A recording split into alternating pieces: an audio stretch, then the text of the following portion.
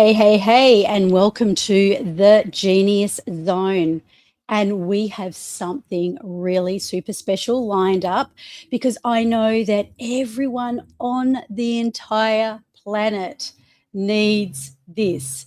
And before I go into how epic this is going to be, I would like to introduce on the couch here for Terry Messenger's Genius Zone and Edge Radio Australia, the beautiful Ivana Separovic, the holistic well-being and mindfulness coach. Now, guys, if you know Eckhart Tolle and you love his work, you are going to love this show.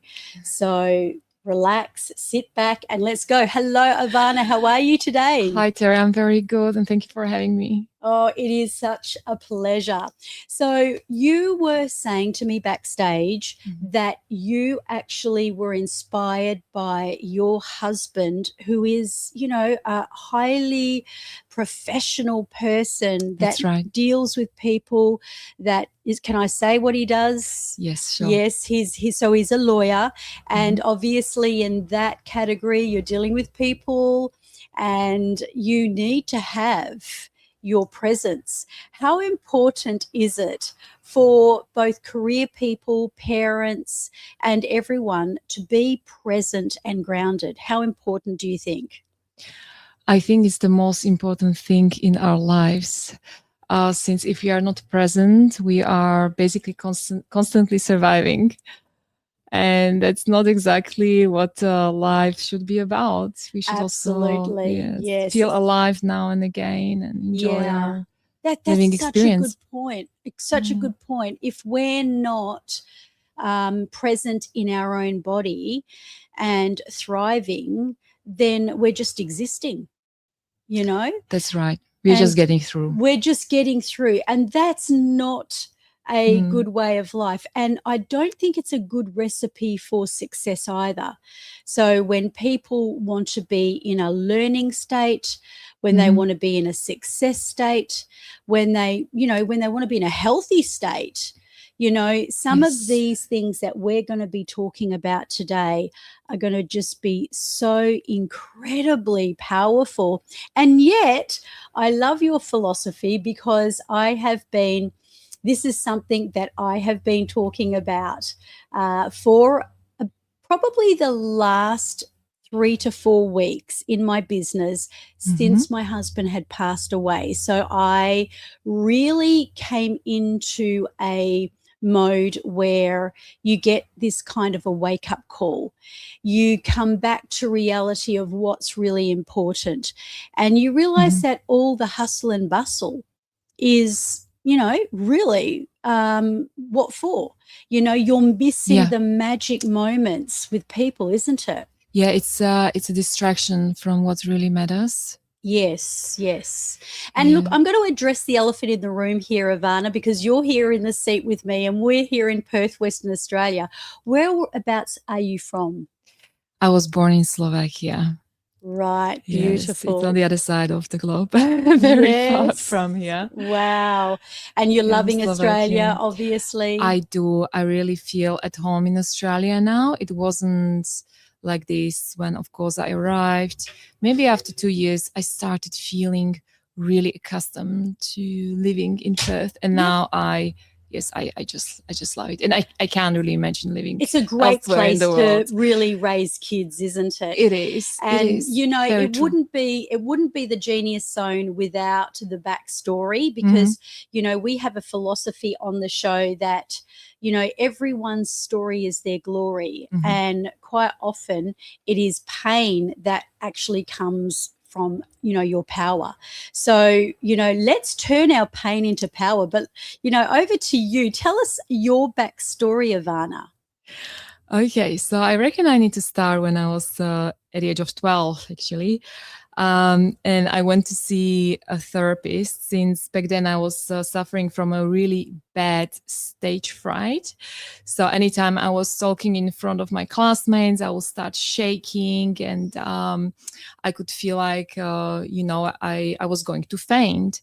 And back then I was also bullied by my classmates. I was a bit chubby. I was a chubby child, so You did not know that. For radio everyone said that when listeners, she's very tall, slim, and gorgeous. Anyway, yeah, but the reason why I went to see her was because of my stage fright. So I remember really opening up to her and telling her my experience and how bad it was feeling when I was talking in front of all my classmates.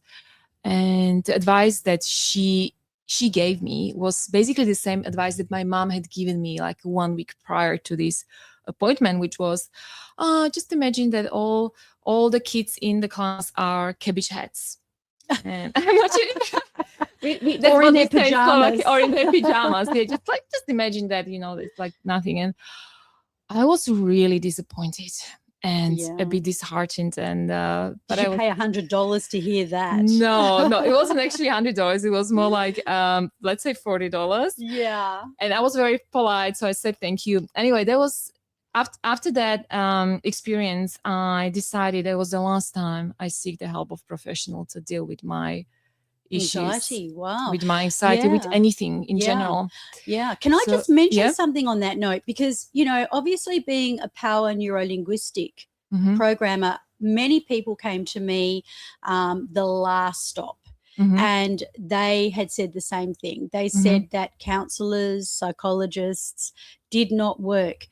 And the whole thing, and I think we're going to go a little bit into depth here, is that when a person is having stage fright, or whether it is fearing speaking in front of people, or whatever it is that kind of elicits that fear, it's because of what they're telling themselves. So it's a belief. So had that therapist gone, well, what are you actually telling yourself when you go out? And the chances are there is that fear of rejection, that fear of judgment, that fear of loss. Yeah. And really that's the depth of it. I mean, it's great to imagine everyone sitting around in their pajamas or, it might be fun. It might be fun, but it doesn't work because you might be thinking, well, they might be imagining me in the same pajamas, So it's really, I definitely hear what you say. So what I want to do is I really want to kick off with the important element of really what we're going to be talking about here, stepping into a journey of deep reconnection with yourself. Now, I'm sure, what did you do to reconnect with yourself and how did you conquer your issue? Okay. All right. So again, I need to go a little bit back in time. So I suffered from anxiety, negative thoughts, and very, very bad body image for many years. And then when I was in my 20s, I was exhausted. And I couldn't stand my thoughts constantly running through my mind. And I had an inner bully telling me terrible things like, 12 hours a day.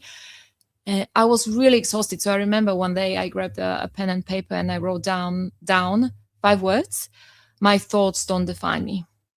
Awesome. In Slovakia, not in English. Did everybody hear that? Your thoughts do not define you. That's right. But of course, nothing really happened back then, but it was a beginning because since that moment, I started to observe my thoughts more. And since I was so tired of constantly reacting to them, I just decided that I was going to I couldn't stop them. So I just decided I wasn't going to react to them that much. So that was the first really turning point in my life, I can say. And then the other one was when I moved to Prague and I actually started dating an Italian guy. And I went from eating, cheap Chinese food and McDonald's and like anything that's, I could buy as a student. I started eating a better quality food, homemade meals. And all of a sudden I realized, hey, my skin was looking better. My anxiety wasn't that bad anymore.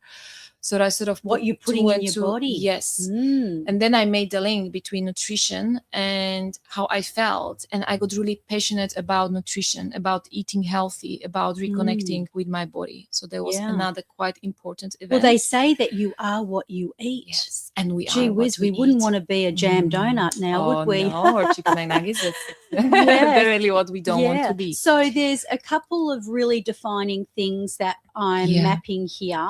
Yeah. And the first thing is that your thoughts don't define you. Mhm. And I believe that everyone is experiencing what they are experiencing because of what they're saying to themselves. Mhm. So that is a very powerful statement. Mhm. And then, of course, the other element being that, you know, what you're putting in your body nutritiously also Yes. made a change.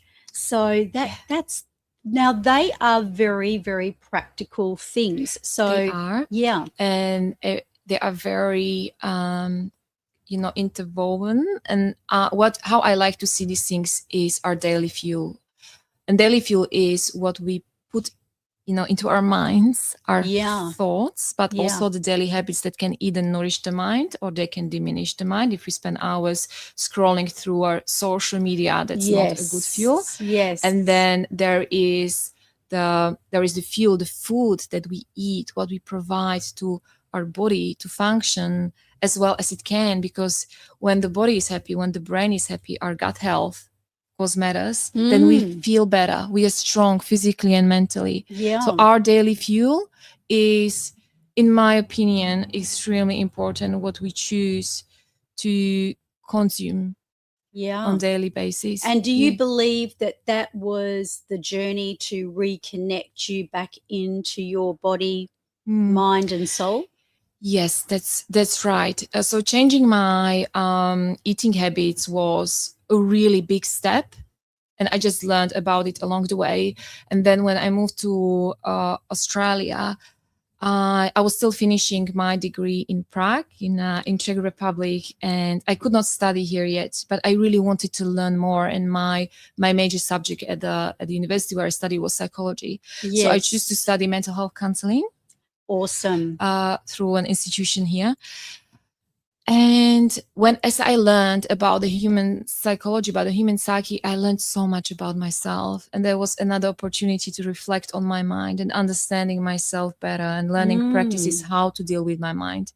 But it really wasn't until I started practicing mindfulness when I truly discovered the breaking free from my thoughts, from the idea of who I am, you know, that's to know thyself. Yes, to know thyself. Yeah, to learning who I am beyond my thoughts, beyond my my learned thinking patterns. Yeah, that's probably the most powerful thing a person can do.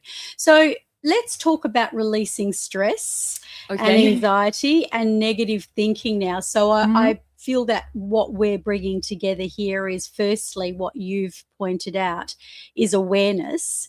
And how important is it for us to be aware of perhaps if we are stressed out or if we are in one of those, you know how you get into a funk and you're sort of going around and around and around in a circle. And, you know, how important is awareness around that? Well, without awareness, we simply cannot work on things. Like, we first need to know that we're stressed. We need to notice. We perhaps notice that, we notice the physical symptoms. Like, there's a lot of tension in our bodies. We are barely breathing. We are feeling cold but sweaty.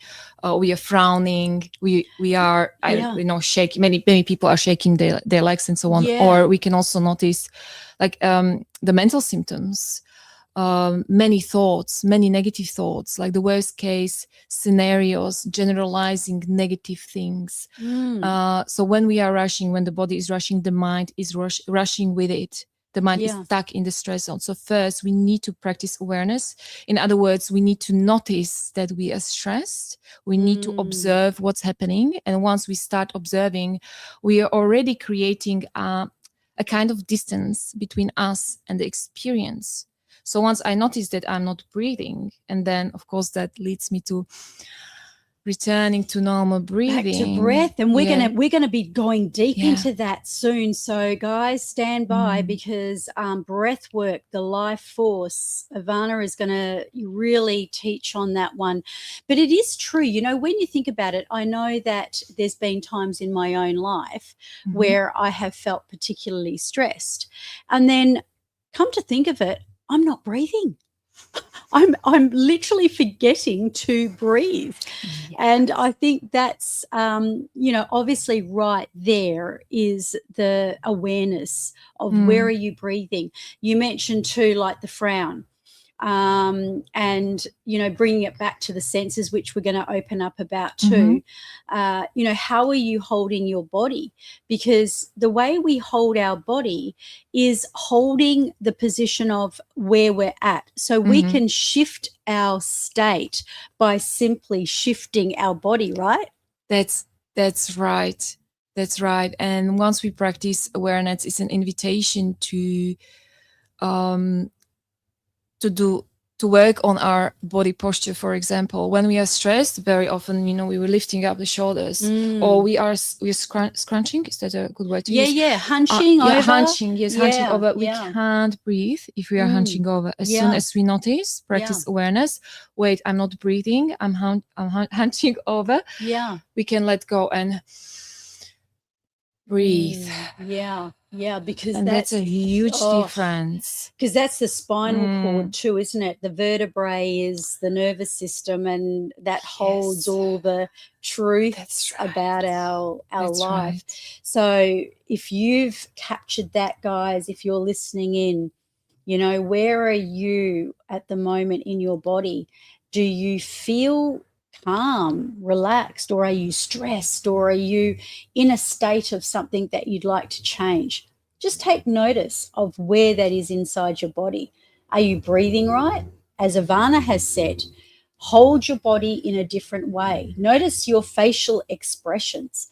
This is going to be very simple, easy, incredible strategies of really how to make that massive change. So I guess stepping into that journey, releasing stress and anxiety and those negative thinking patterns, there's probably you would probably understand too that it would depend on how locked in a person is, because their thinking patterns are also coming from automatic, what they sort of have already told themselves from the past. So any tips on that? Yeah, so with thinking patterns, I will definitely start with awareness. If we don't notice that certain things are coming up in our heads and are telling us terrible things, right? We're going to be constantly reacting to them and taking them in fully. But once we start noticing they are there, not judgmentally, just and it can look like this: I'm having many negative thoughts. My thoughts are being very judgmental at the moment. And here again, we are already breaking free, perhaps I could say, from our thoughts in a sense. Right? We are not fully engaging with them. What's happening in my mind at the moment. By the way, I have a friend, and she came up with this amazing game, and she's been suffering with busy mind, and just like me, she sometimes gets to the point when she is exhausted, and she puts an alarm or timer on her phone for 5 or more minutes, and she just sits with her thoughts with a decision. She doesn't care what her thoughts are going to tell her. It's almost like she's sitting there just to observe, just to hear, to notice. Like, you know, when you go to cinema and you're eating a popcorn, you're watching a movie, that's what she does she's taking a break from her thoughts. I love that. So you mean to say that she's actually going in and analyzing them? She's not analyzing them. Or she's just letting herself? Yeah, she's just letting them coming in, but she doesn't really care. She's not responding to them. It doesn't matter how negative they are, what they're going to say, if they are criticizing her. So, and she smiles over them sometimes, like, oh yeah, this one sounds familiar. It's almost like she withdraws the power that thoughts have over her. Yeah. Since thoughts on their own are not really powerful. They're just They're words. not. Like imagine They're I would just start words. talking to you Slovakian and I'll be telling you terrible things. Well, Yeah. And you don't know what I'm talking and you could say it. This is where power linguistics come into it. You could speak to me in your tongue, and you could be telling me terrible things, but you could be saying it in the most incredible voice, exactly, and the in the most softest calming. voice. And I could be thinking to myself, because it's really frequency, isn't it? It's It is energy. frequency. So it's more around the body language and the tonality and things like that. But yeah, I love that. And it also reminds me of, you know, when I first went into power neuro linguistic programming, you know, you kind of did things to have a bit of a play. So it was very playful. At the ground level, at practitioners level. So you sort of stepped into, let's step into a bad feeling, the one that I always get every time I walk into the office, or every time I walk into that house, or every time this happens. And you'd literally put yourself into it, almost to embody it, embrace it, and recognize it. And then as you did, you'd step back out into what we call meta, shake it off.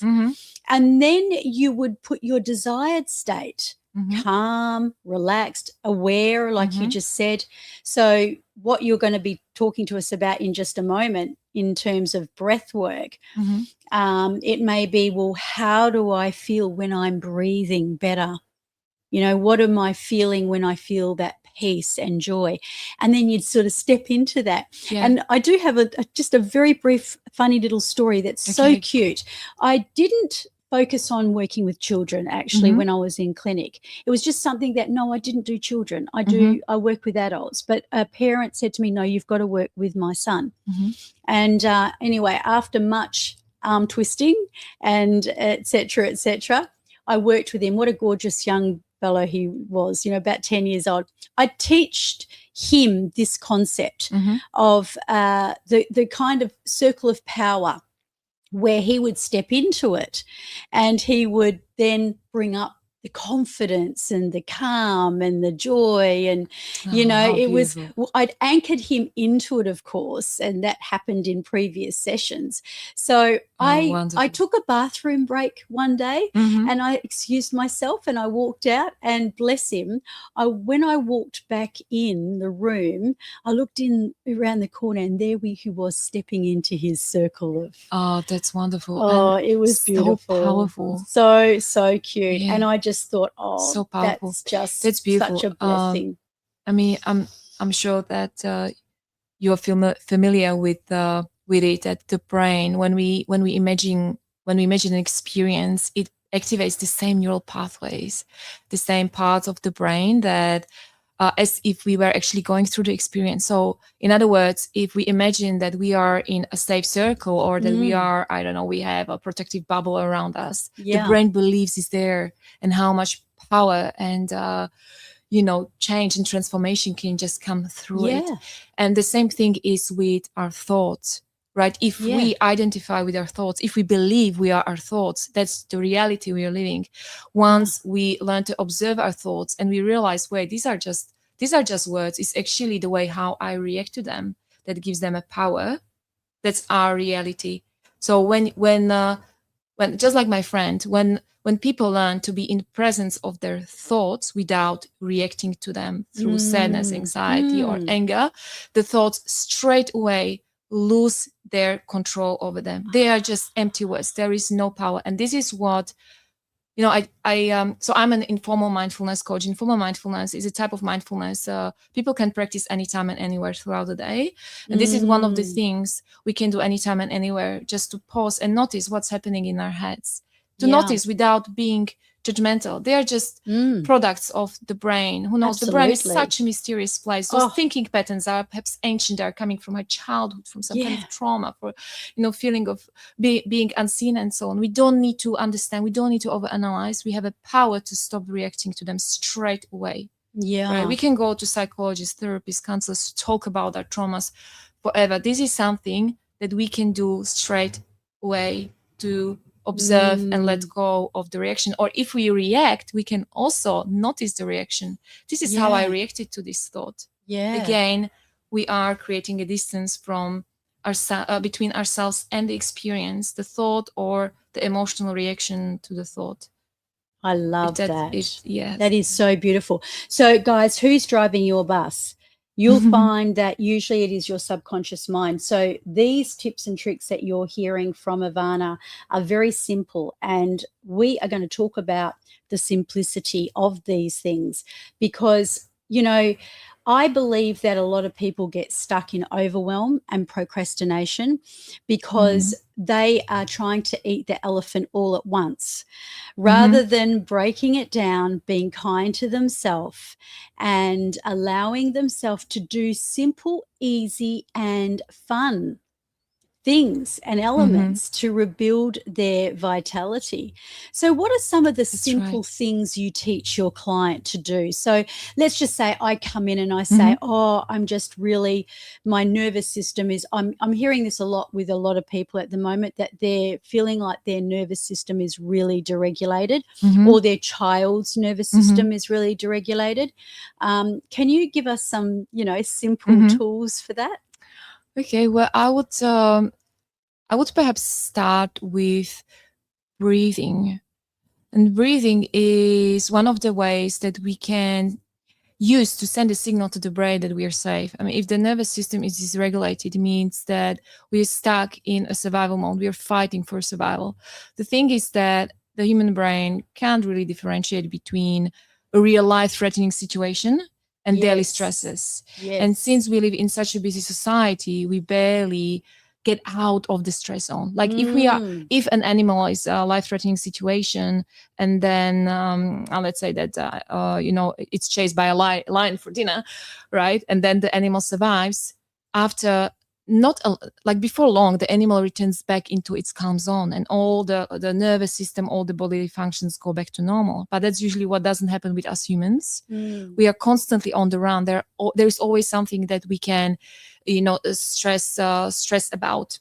Right. Of course. Yes. Yeah. So no surprise that our nervous system is dysregulated since we are stuck in the survival zone. So what we need to do is to basically bring ourselves back into the normal zone, calm zone.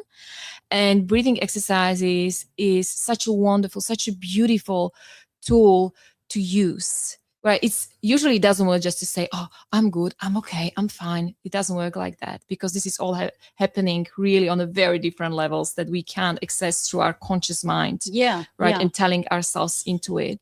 However, breathing, on the other hand, help release calming hormones, which work as an antidote to stress hormones, which are adrenaline and cortisol. Yes. And they help us to calm down, to feel more present, or at least to feel like we are not you know, fighting or running for our survival. Yes.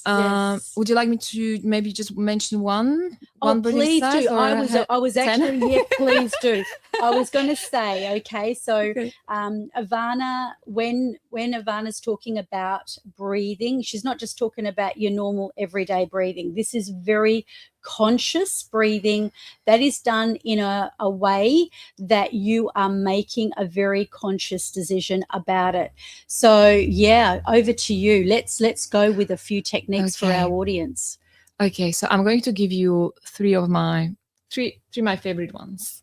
Okay, so the first one is very quick, and I personally do it often every time I notice I'm not breathing. By the way, all of us, we don't breathe properly when we're stressed. No, we don't. No. Sometimes I hold my breath. Yeah, and I think that people in general, yes, holding breath, it's actually got a name. It's called email apnea.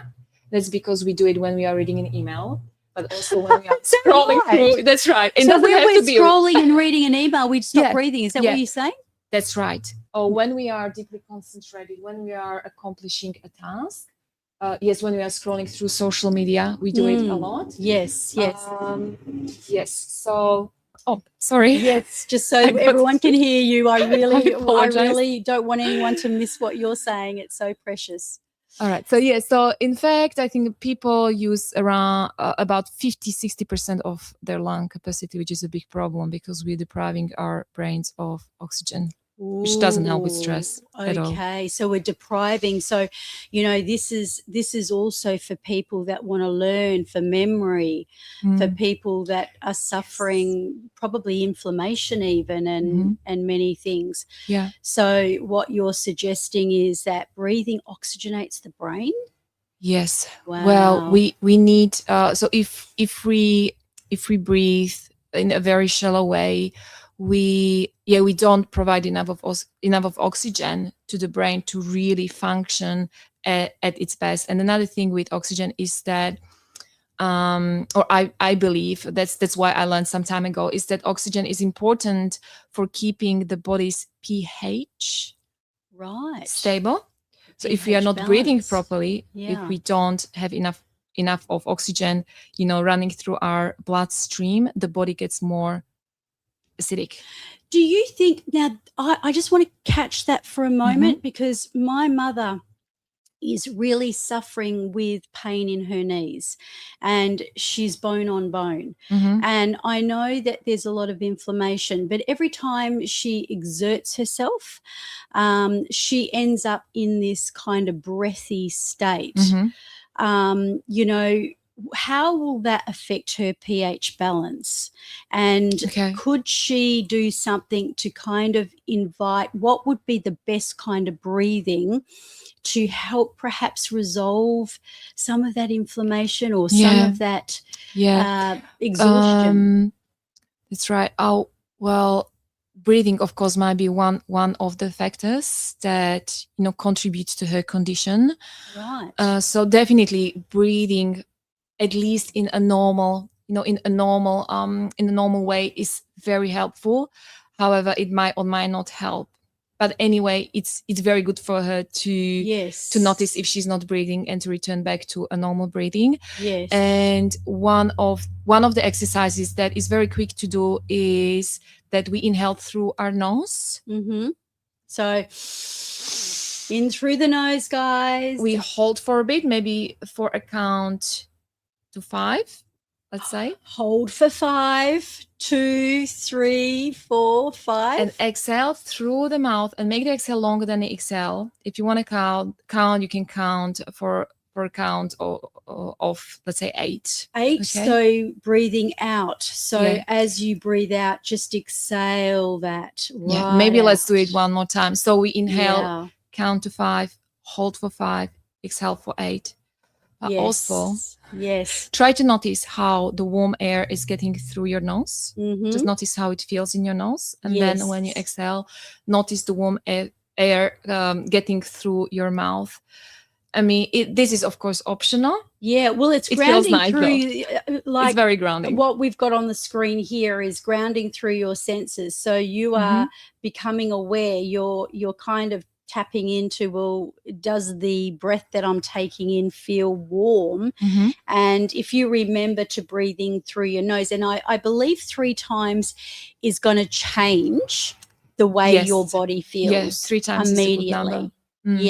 So breathing in through your nose, perhaps holding it for 5, and sensing the feeling in your nose. Yes. You can feel a bit lightheaded, since that's when the calming hormones are nicely released into the brain. And then exhaling it out and taking that. And are you making a noise? Like sometimes a lot of these people, they'll recommend well, that depends on the situation. Like sometimes when we are at work, sometimes we can. It's good to make a noise, but that's not always doable. However, on that note, when I really make a noise, when I really make it loud, is in front of my daughter. And I'm trying to actually show to her what I would like her to do when she's feeling stressed or when she's experiencing, let's say, anger. So this is a bit of a role modeling, right? Our kids learn much more from observing us than from what we tell them to do. Right? When I say to my daughter, take a breather, she starts screaming at me. So this doesn't work with her. Is that right? So like, don't just point the finger at someone and say, do this, but actually do it in front of them. Yeah, we do what we preach, right? So in that case, I also describe the whole experience. So for example, I go, Lucia, I'm getting frustrated. I'm going to take a deep inhale and exhale. 1, 2, 3, 4, 5. That is amazing. And she watches mum. She's watching me. It doesn't mean that she straight away starts. That's not how it works. But the more we do it, the more our kids can learn, right? But that actually works at any age.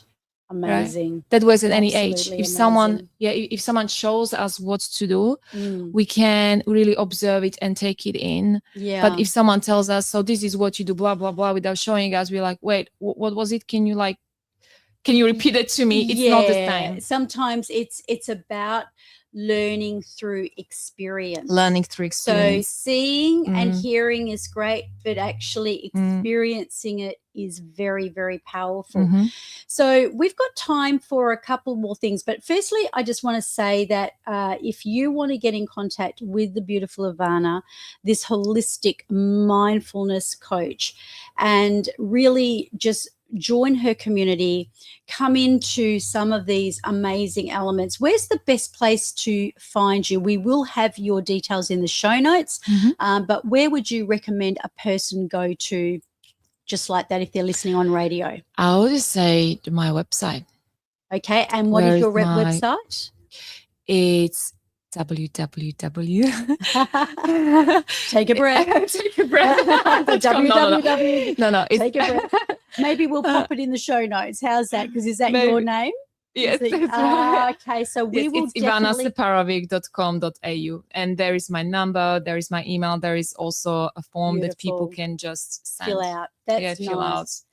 So here we go with our last question before we conclude, and that is, a lot of everything that we are struggling with in life, and I know this as a power neurolinguistic coach, it's about your perspective. It's about the way you look at life. So the old age saying, change the way you think, change your life. If it's your body, change the way you see food, change your body. And discover also inspiration, because a lot of people think they need motivation. But what I've come to know, and I feel that your teaching is really strong in this, is that inspiration comes from in spirit. You really won't find the motivation without the inspiration. And how important is it to take aligned action, Ivana? And what does alignment mean in terms of obviously being able to tap into that congruency or that, oneness with ourself? Yeah. That was beautiful what how you described it, by the way. You have such a beautiful way to talk about these things.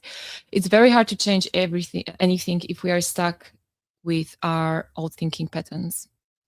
Yeah. If we want to achieve something, but our mind keeps telling us this is too hard. Yes, I can do it today, but this and that, finding excuses and so on. That's very hard. So what I very often help my clients with is to create a new vision of themselves, to visualize the person who they want to be, and to reflect on how that person is thinking. What are their beliefs that they are holding about themselves, right? To start with. Right? Like would that person, so if I'm having a bad day, say for example, and I'm running around like a headless chook, and I'm stressed out, and I'm not present, and I'm not breathing properly, and I'm not being aware of my whole thing, obviously I'm going to need to change my perspective. So would you say writing down a lot of what's going on for me would help?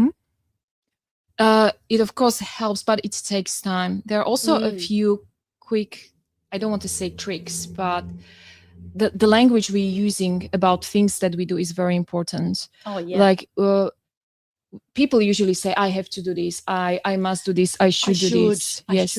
Shoulding all over yourself. Yes, should. How different it sounds when we say, I get to do it. I get to go to work.